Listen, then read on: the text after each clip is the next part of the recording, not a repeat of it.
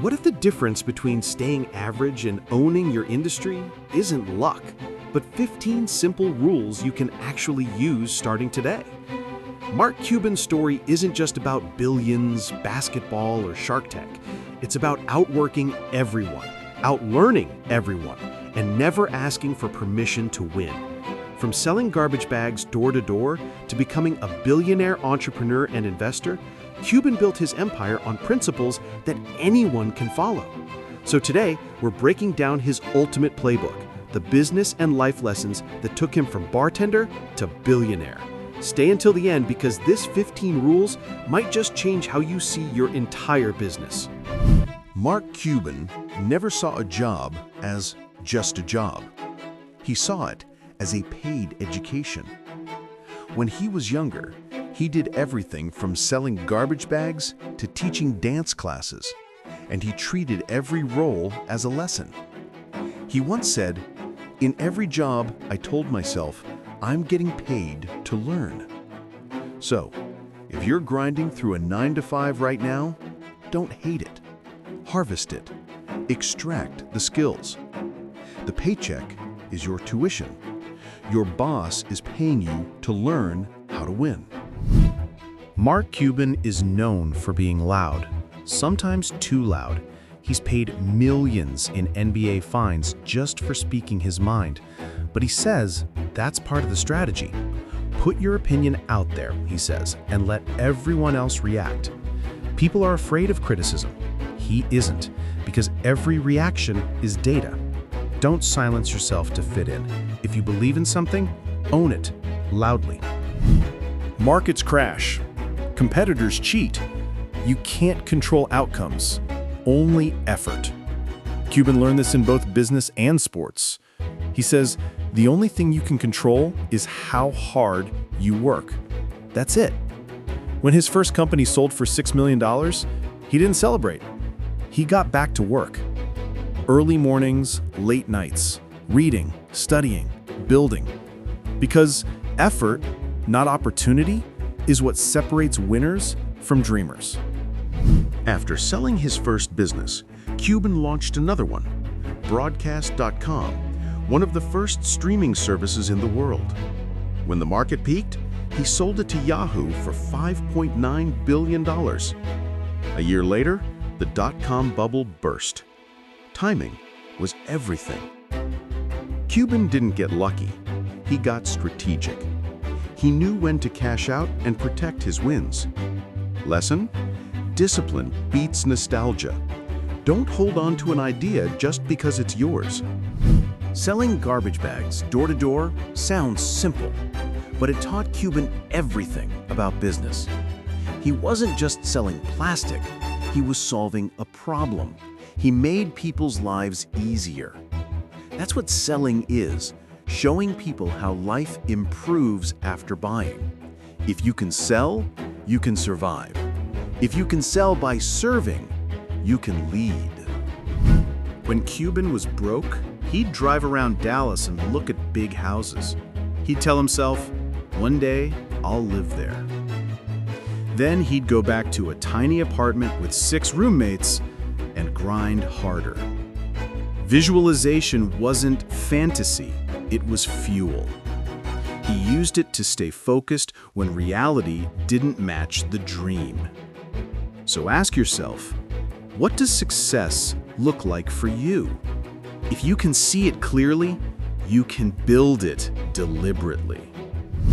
Cuban says he never built a business just to sell it. He built great companies, and the buyers came to him. Stop obsessing over the exit. Focus on creating something that prints cash because it actually helps people. Profit is the loudest validation you can get. Build something worth buying, not something desperate to sell.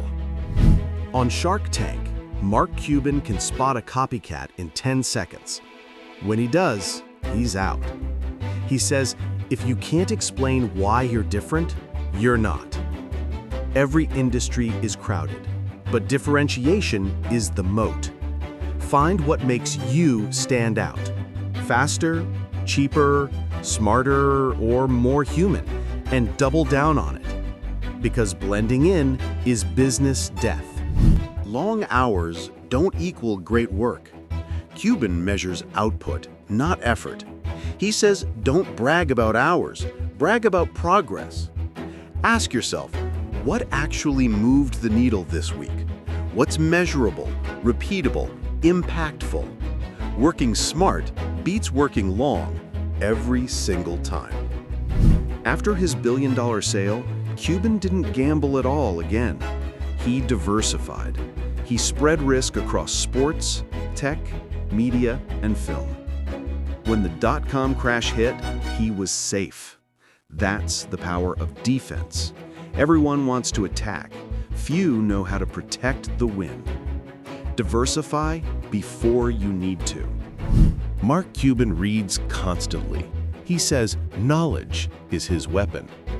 If you're not the most informed person in your space, someone else is, and they'll eat you alive. Read your industry reports, understand your numbers, know your customers, because ignorance kills faster than competition.